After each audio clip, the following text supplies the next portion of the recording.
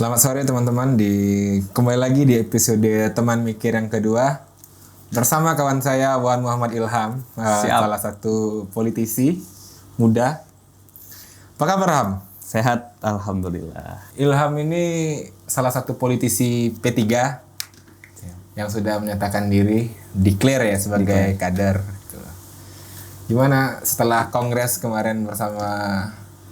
Pertama sebetulnya muktamar kemarin itu Muktamar ya. Jadi muktamar kemarin itu menyisakan banyak cerita ya. Kenapa? Salah satunya ya karena di tengah pandemi, jadi acara yang harusnya satu tempat di Makassar ternyata tiba-tiba berubah. Karena dari pihak Satgas, dari pihak Polri kan hanya mengeluarkan izin satu tempat itu maksimal 200 orang. Akhirnya panitia berpikir, kan kebetulan gue juga di panitia, kita berpikir gimana? Akhirnya diputuskanlah oleh panitia inti diselenggarakan di 10 kota. Oh, nah, jadi tingkat bagi-bagi gitu ya, bagi-bagi regional jadi 10 zona. 10 zona. Jadi tingkat kompleksitasnya juga agak susah. Makanya kita sampai dapat rekor muri kemarin itu. Partai pertama yang menyelenggarakan secara virtual. Oke. Gue pernah, Bro. Ikut jadi panitia juga nih di kongres suatu partai waktu itu. Oh, gitu. Kalau di lokasi ini waktu itu di Kendari. Itu tuh gue waktu pas jadi panitia tuh ribut banget tuh sebelum kongres waktu itu namanya di tahun partai ini. 2020 ini juga. 2020. Kongres yang lempar-lempar kursi itu loh. Gue panitia tuh di sana tuh. Gue panitia. Oke. Terus lu dinamika apa, Bro, yang ada? Maksud gue kayak gue ngelihat lah, maksud gue transaksi apa. Iya. Kalau di Muktamar P3 memang ya bisa dilihat ya dinamikanya cenderung nggak ada, tapi kesulitan teknis itu ada karena kan kita pakai Zoom nih untuk menyampaikan pandangan dari daerah-daerah ini kan kadang-kadang agak susah ya kan kita pakai Zoom, kadang-kadang mati, bahkan di Banten itu ketika presiden lagi ngomong itu sempat mati loh, sempat mati Zoom kita itu, jadi itulah ya pengalaman pertama kita. Tapi dinamika selain itu kan calon ketua umum yang declare hanya 2, hanya Pak Arso dan Mas Gus Yassin ya, Gus Yassin. Nah, dengan Gus Yassin. Jadi memang dinamikanya nggak terlalu tidak terlalu intens lah. Dan kita kan ibaratnya partai yang udah capek sama konflik. Ya kita cuma pengen ini terlaksana, sukses, aman, dan kita cepat-cepat fokus ke pemilu 2024. Oh, bukan karena lawannya ini nggak battle aja nih ya. Sebenarnya mungkin banyak faktor ya. Tapi kan intinya banyak orang P3 sudah pengen buru-buru fokus nih. Karena sama pemilu 2024. P3 juga sempat drop juga kan kemarin pas. Jadi di pemilu 2014, 2009, 2014 ke 19 itu kita selalu hilang 20 kursi. 20 kursi, wah lumayan juga. Itu jutaan suara hilang, itu kan harusnya berarti ada jutaan kepercayaan masyarakat yang harus kita rebut lagi. Nah, itu kita butuh kerja maksimal ini 5 tahun, 4 tahun aja. 4 tahun ya, 3 tahun, 4 tahun ke depan ya mungkin P3 harus coba untuk.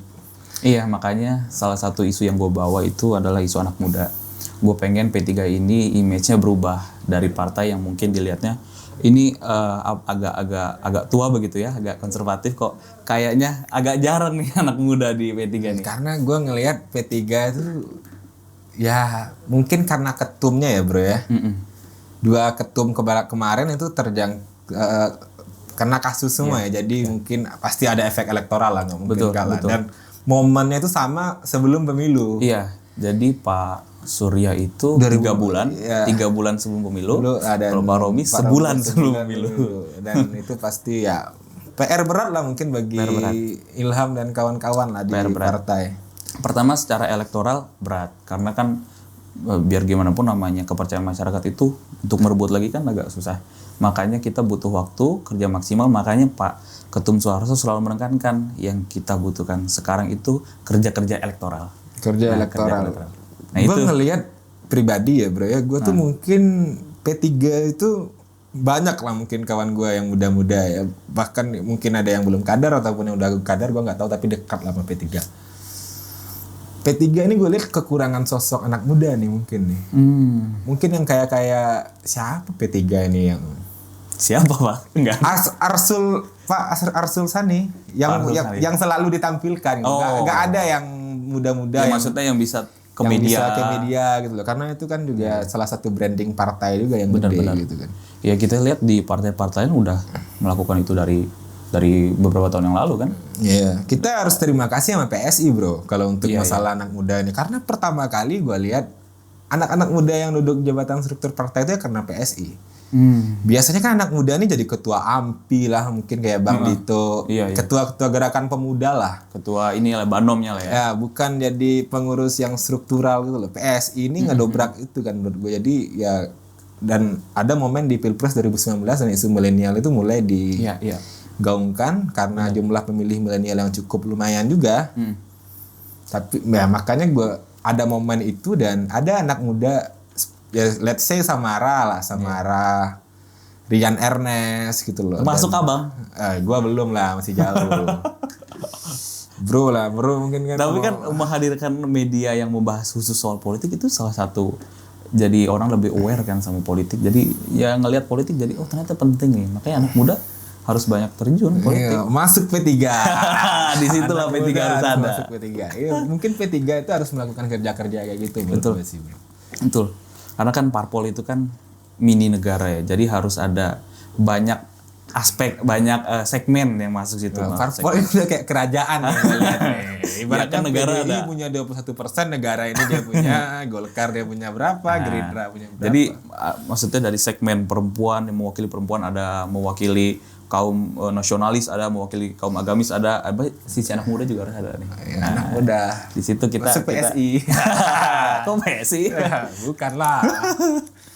Tapi ya itu yang penting sekarang kan kita lihat banyak elit-elit di negara kita udah sadar bahwa anak muda ini harus diberikan kesempatan. Kalau kita diberikan kesempatan, kita bisa ikut bicara ke publik ya tentang ide gagasan kita. Nah, itu demokrasi lebih ramai. Jadi lebih seru, lebih asik, lebih fun.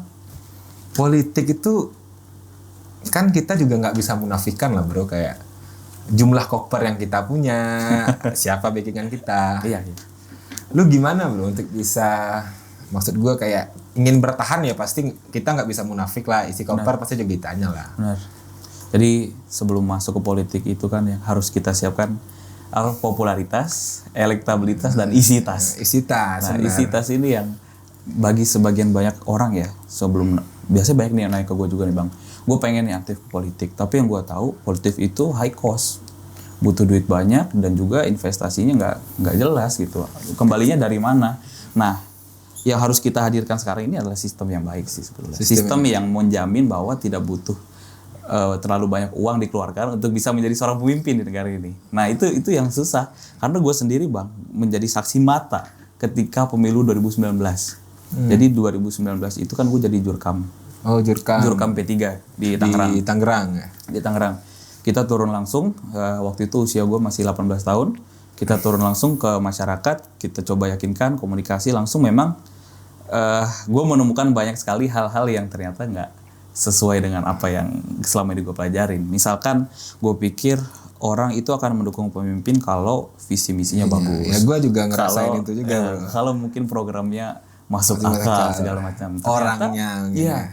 Ternyata yang gue temukan adalah memang banyak sekali transaksi tertutup yang memang ditemukan pada saat pemilu. Nah ini yang harus menjadi perhatian kita semua ya, menurunkan biaya politik karena biar bagaimanapun nanti akan berdampak ke outputnya juga. Pemimpin yang terpilih kan ada pemimpin yang terpilih karena sistem yang transaksional ini. Gue sempat kemarin tuh gue sempat jadi tim ya di salah satu pilkada 2020 ini. Jadi gue kebetulan jurusan ilmu politik nih. Kaget gue tiba-tiba kayak masyarakat tuh tiba-tiba nanya minta tuh rolling door, minta tuh ya tahu lah maksud gue kayak bantuan ini semen lah, maksud gue kayak ya nggak ternyata permintaannya itu lucu. Permintaannya itu kayak kita tuh jadi Kementerian PU gitu lah, membangun terus yang makanya sebelum jadi caleg bikin dulu toko material. Toko material. Jadi gue ngelihat kayak wah yang gue pelajarin ternyata beda sama di lapangan. Ada cerita menarik nih bang. Jadi ketika 2019 itu satu hari kita datang ke satu kampung begitu. Kampung ini isinya ada 7.000 pemilih. Terus dia bilang, salah satu pemimpinnya dia bilang, kita 7.000 pemilih ini akan bisa mendukung Bapak kalau kita diberikan pembangunan untuk tempat belajar anak-anak. Iya, pas orang mau pilkada atau mau pemilu itu semua orang tuh punya suara. Nah, itu gue kaget juga tuh. Jadi dia mewakili suara siapa nih orangnya? Dia bilang kan 7.000 pemilih asal dibangunkan tempat belajar anak-anak. Oke, gitu dong. Totalnya berapa nih? Kira-kira kita hitung waktu itu 35 sampai 50 juta. Wah, lumayan juga kan? Lumayan juga 50 juta. Tapi karena kita lihat 7.000 pemilih, insya Allah akan komit kan? Wah, semangat kita. 7.000 pemilih, akhirnya sebelum matahari terbit itu bang, tukang sudah ada di tempat itu. Tukang sudah ada di tempat, tapi pas hari H, pas hari H tapi nggak 7.000. Dari 7.000, tiba-tiba kita bikin acara yang datang itu 700 orang. 700 orang, 10%. Lalu dibangunkan itu kan tadi udah jadi, gentengnya itu segala macam udah jadi. Begitu hari H pemilihan, yang milih kita tuh berapa orang bang? Berapa? 7 orang. 7 orang, nah, dari 7.000 jadi 7 orang, 1%. 50 juta. 50, wah, kan maksud gue kayak bertahan di parpol itu menurut gue sulit pasti. Bah, berat sekali. Berat, karena gue ngelihat banyak juga kawan-kawan gue yang di parpol, yang gue tanya kayak, susah lah bro. Belum lagi kadang kita melawan dominasi orang tua kan. Betul. Ada yang harus kita jaga, harus ada etika, maksud gue harus ada. Betul.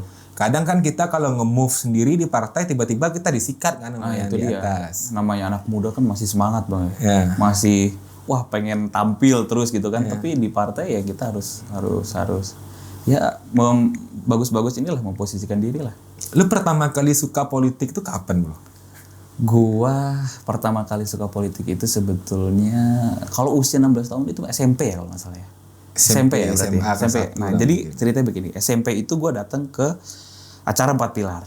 Oh, 4 pilar MPR. 4 pilar MPR. Itu gue lihat ada anggota DPR bicara menjelaskan tentang negara ini bagaimana. Akhirnya gue pikir wah menarik juga ya. Ternyata hanya dengan tanda tangan itu orang bisa menolong ribuan orang. Menolong ribuan orang juga bisa membuat orang menderita 1.000 orang juga. Iya lebih juga. Ya mirip lah. Awal dari situ tuh. Usia 16 tahun gue lihat ini media yang bagus nih untuk bisa menolong orang. Dan juga ternyata ibaratnya gini bang, misalkan gue jadi pengusaha, duit gue banyak, yang mungkin akan bisa gue bantu ya mungkin sesuai kesanggupan gue. Ya, misalkan gue punya duit 100 juta ya hanya 100 juta itu ya yang bisa gue bantu. Tapi kalau dengan kekuasaan, dengan jabatan tertentu kan APBD kan triliunan bisa kita gunakan buat bantu orang banyak. Jadi 16 tahun mulai tertarik, akhirnya coba cari tahu, ternyata partai ini seperti ini. Akhirnya kita jalan terus 17 tahun. Satu hari itu ada orang datang ke rumah bang. Itu gue usia 17 tahun. Ada orang datang ke rumah, dia bilang, saya mau ngundang orang tua mas buat buka acara turnamen bola. Orang tua lu juga aktif di politik. Nah, salah satunya itu, jadi ngelihat orang tua, orang tua ya. Bisa bantu orang banyak nih kan. Akhirnya usia 17 tahun, ada orang datang ke rumah, dia bilang, mas saya mau ngundang bapak buat datang buka acara turnamen bola nih, kata dia gitu. Bapak kebetulan lagi pergi, saya bilang gitu. Di situ inisiatif saya muncul, muncul bang. Akhirnya gue bilang, gimana kalau gue yang buka? Nah itulah titik kick off awalnya. Lu berarti dari membuka sendiri acara bola, pengen tertarik ke politik. Nah di situ gue pengen tahu gimana sih rasanya bicara di depan orang banyak. Berarti karena penasaran nih. Penasaran. Usia 17 tahun gue coba melakukan itu. Jadi umur 17 tuh gue modal so tahu aja bang. Modal so tahu, kita datang ke acara turnamen bola kan penuh tuh satu kampung. Udah kita bicara di situ. Kenapa P3 bro? Kenapa enggak yang? Ya itu pertanyaan yang menarik ya. Karena kan gue Golkar oke lah, maksud gue kayak masih ada MPG, masih ada AMPI. Iya. Nasdem kan mulai. Benar.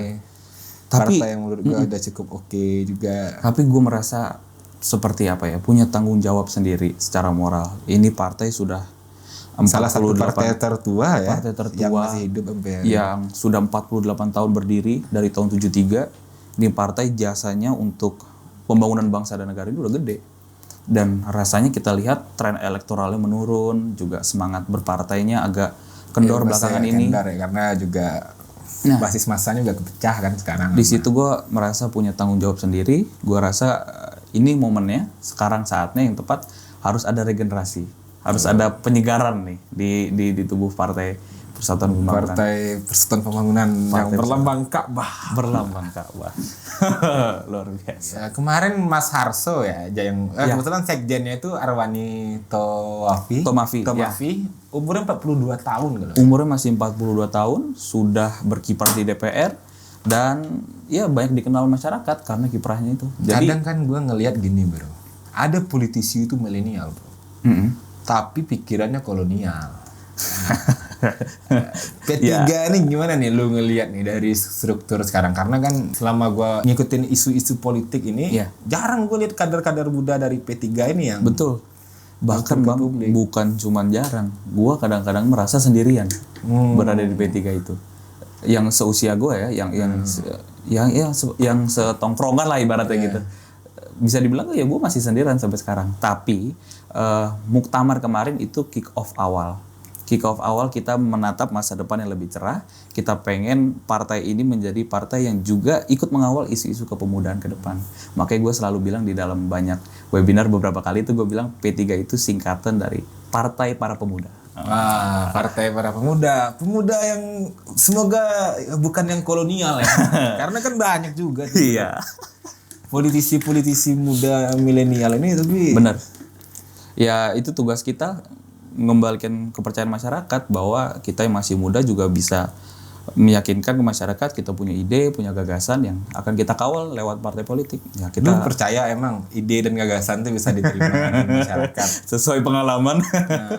Ya tapi ya itu tadi namanya anak muda, kita akan terus berusaha lah. Tapi gue ngelihat ada sih bro, maksud gue potensi masyarakat tuh percaya sama ide dan gagasan tuh gue udah ngelihat kemarin di 2019 ketika PSI ini loh, gue lihat kayak gue nggak nyangka juga Samara tuh bisa dapat suara banyak, dia dapat suara bro. Iya, Grace, sekali. Rian Ernest, maksud gue kayak di Jakarta ya, maksud gue di kota-kota besar. Pemilih rasional. Pemilih rasional tuh rata-rata di kota besar, tapi di Kabupaten Tangerang ada gak? Ada. Kalau di Kabupaten Tangerang ada. Di kota itu 1 kursi mereka. Nah itu nggak tahu ya, mungkin latar belakang pemilih juga berpengaruh di situ ya. Ya mungkin PSI lebih ke pemilih-pemilih yang rasional, juga pemilih-pemilih yang latar belakangnya mungkin pendidikannya tinggi dan sebagainya. Maksud gue kan kayak PSI itu dia punya cara sendiri lah, maksud gue.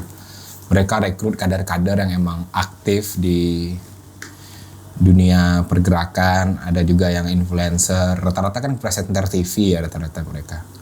Maksud gue ya, lu kan P3, maksud gue lu juga mahasiswa, maksud gue businessman. Cara apa yang bakal lu lakuin untuk bisa menarik minat masyarakat itu? Kalau gue perhatiin ya, emang belakangan ini masyarakat cenderung lebih tertarik dengan orang yang punya karya nyata. Ya, artinya apa yang dilakukan itu benar-benar memberikan manfaat buat orang lain. Kan kita bisa membedakan, ada orang yang terpilih jadi anggota dewan, sama-sama jadi anggota dewan, tapi ada yang kemudian memberikan manfaat, ada yang tidak. Ya. Nah, yang lebih besar chance-nya untuk terpilih kembali kan yang memberikan manfaat. Ya. Nah, buat kita nih, anak-anak muda, tugasnya sekarang adalah ya berkreasi. Karena kan sekarang eranya kolaborasi. Jadi beberapa waktu lalu juga gue sempat bikin program juga untuk membantu UMKM di Tangerang. Nah, kita bantu dari sisi branding. Waktu itu kita ambil dulu contoh 3. Kita bikin, ada tim gue, dia graphic designer. Jadi UMKM yang sosmednya belum jalan, kita desainin packagingnya, kita desainin logonya, terus juga kita buatin sosmednya segala macam ya. Oh nice, berarti lu udah pendampingan, udah melakukan. Pas pandemi kemarin, iya, awal-awal jadi pandemi. Warung-warung gitu lu bantu. Lebih ke UMKM sih, jadi kafe ya. Iya, produknya misalkan katakanlah keripik apa segala macam, terus ada juga susu kurma waktu itu. Lu bantu untuk branding. Tapi kita waktu itu karena keterbatasan.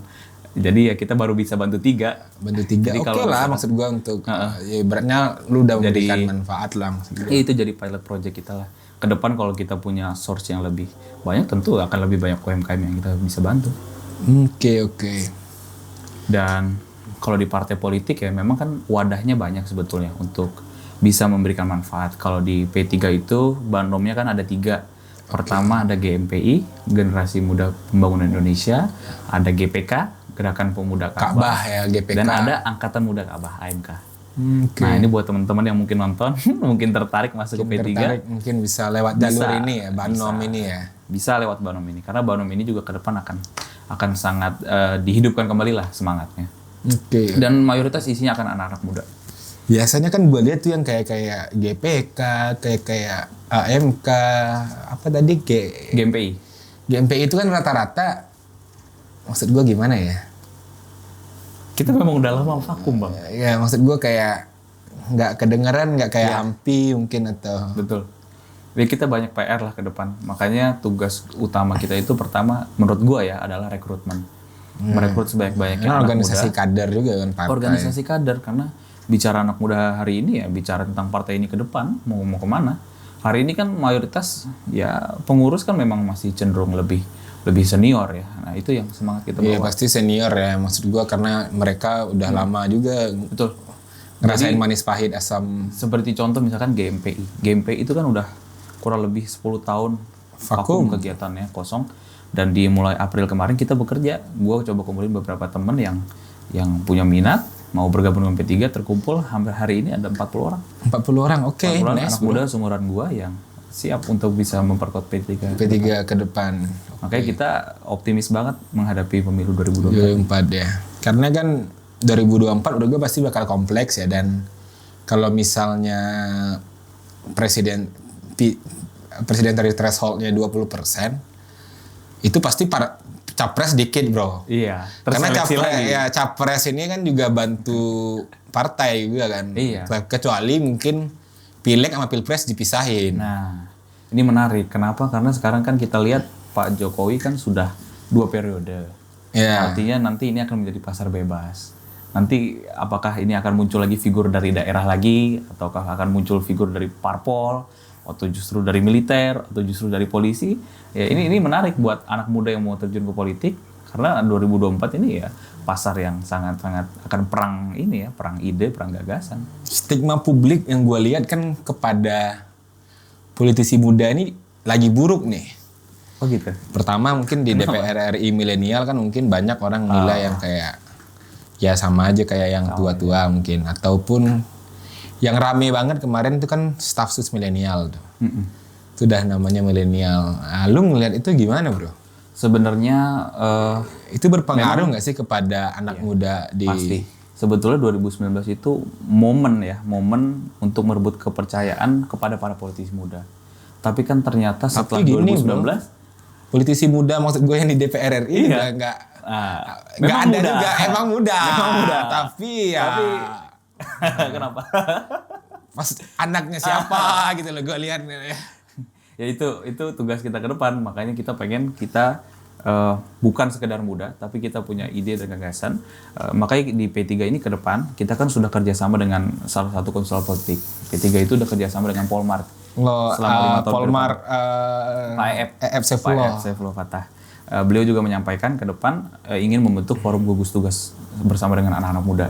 Jadi nanti ke depan akan banyak isu-isu yang akan kita diskusikan, akan kita bikin programnya untuk cari solusinya. Jadi kita bukan cuma sekedar muda nih, tapi kita juga punya arah gitu ya, menjadi GPS kira-kira kemana nih arah jalan keluar dari masalah-masalah yang ada di Indonesia. Nah, fokus kita salah satunya adalah soal kemiskinan. Karena kemiskinan itu salah satu isu yang paling seksi paling seksi dan jumlahnya kan jutaan di Indonesia. Yeah. Jadi pemilih P3 juga kan ada beberapa persen yang berasal dari segmen itu.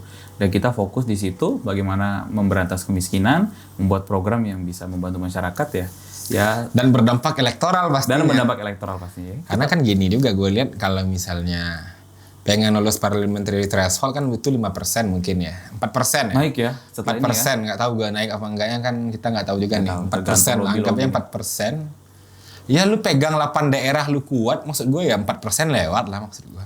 Harusnya. 8 provinsi lu kuat maksud gue. Iya harusnya. Tapi kita nggak tahu juga nih sistem pemilu ke depan apakah pemilu nasional dengan lokal dipisah atau digabung masih rancu. Ini tergantung presiden lah maksud gue kayak dan RUU ya pemilu. Tergantung RUU pemilu Komisi 2 gitu ya. Yang jelas hari ini P3 sangat serius mempersiapkan menuju pemilu 2024. Iya karena P3 juga dianggap banyak diprediksi juga bakal. Iya, tapi memang lucunya ya setiap pemilu itu P3 selalu diprediksi tidak lolos. Ya. Tapi alhamdulillah selalu lolos. Ya, tapi kan ini dari hasil kemarin kan 4,6% bro, maksud gua cuma 0,6% doang kemarin itu harus jadi PR besar lah. Betul. Mungkin. makanya ini kan bentar lagi kita akan Pak Ketum akan mengumumkan daftar pengurus yang baru. Nah, daftar pengurus yang baru ini nanti akan berisikan 3 kelompok kerja. 3 kelompok kerja ini punya job desk masing-masing. Nanti salah satunya adalah pekerja elektoral. Mereka akan fokus mengurus partai dan meningkatkan elektabilitas kita. Jadi ya ini kita kerja maksimal, kerja luar biasa, kerja total untuk meningkatkan elektabilitas. Kerja cerdas, kerja ikhlas, kerja tuntas. Mirip-mirip juga ya. Kerja juga, kan kerja juga. Iya. Berarti udah makin banyak lah ya ruang-ruang, mungkin gue nggak cuma lihat di P3, maksud gue di Golkar, di Nasdem, udah banyak lah ruang-ruang bagi anak muda terjun ke politik. Sebetulnya sekarang kalau anak muda mau masuk politik udah nggak susah. Yang susah mencari anak muda yang sudah terjun dan mau memberikan manfaat buat orang lain.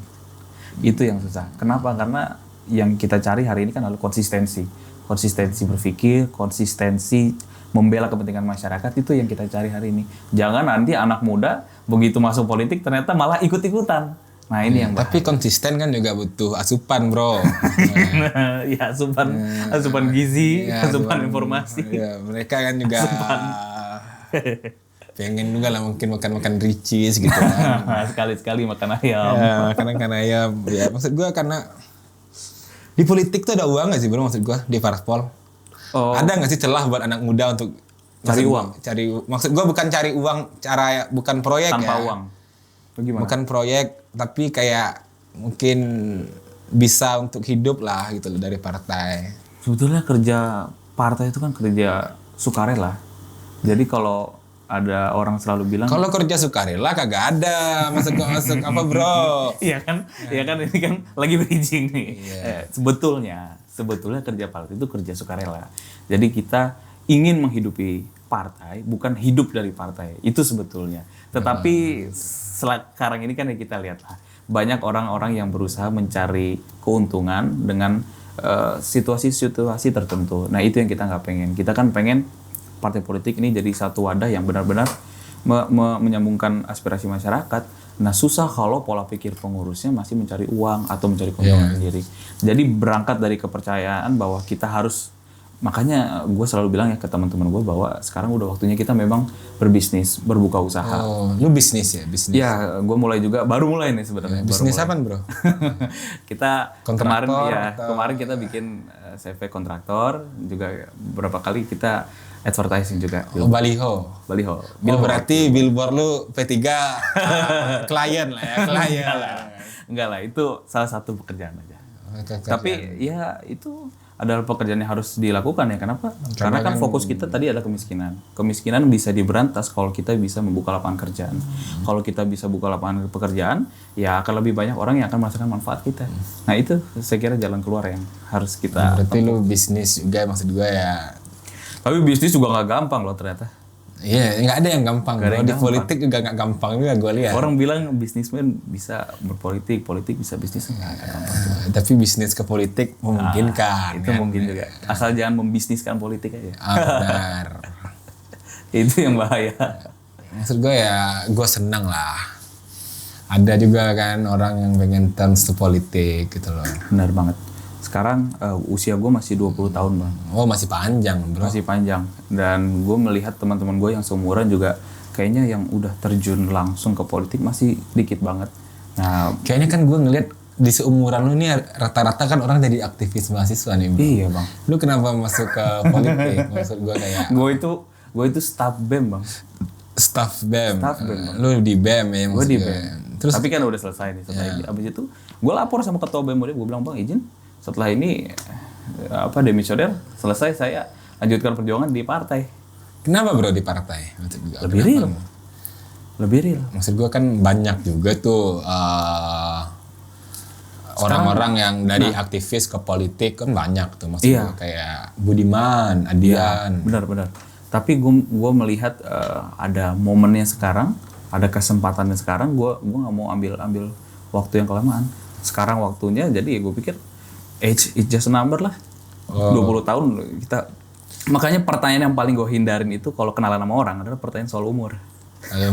Karena perhatiin deh, kalau gue kenal sama orang ya, kalau gue sebut umur berapa Mas? 20 tahun. Oh, ini udah orang banyak. mah pasti ini ecek ini. dilepeh lo pasti. Ini kan teri ini. Kalau bisa nggak dibukain pintu, nggak dibukain kita. Tapi ya itu, memang ya tugas kita lah meyakinkan kalau umur ya itu bukan halangan. Bukan halangan ya, tapi lu bisa lah ngelihat adalah berarti maksud gue jalan lu masih panjang banget lah dan lu mulai lebih cepat dari orang-orang kan. 20 tahun masih banyak, jadi ya ke depan masih panjang lah perjalanan kita. Perjalanan. Yang jelas kalau di aktivis mahasiswa kan bisa mengawal isu dari luar. Kalau di partai politik kan kita memang ya politik adalah mencari kekuasaan gitu. Jadi kalau kita berkuasa kalau berkuasa ya bisa lah untuk merubah adalah pandangan-pandangan kita. Iya, tapi kalau kata Ahok kan kemarin gini bro, orang itu aslinya itu kalau dikasih kekuasaan.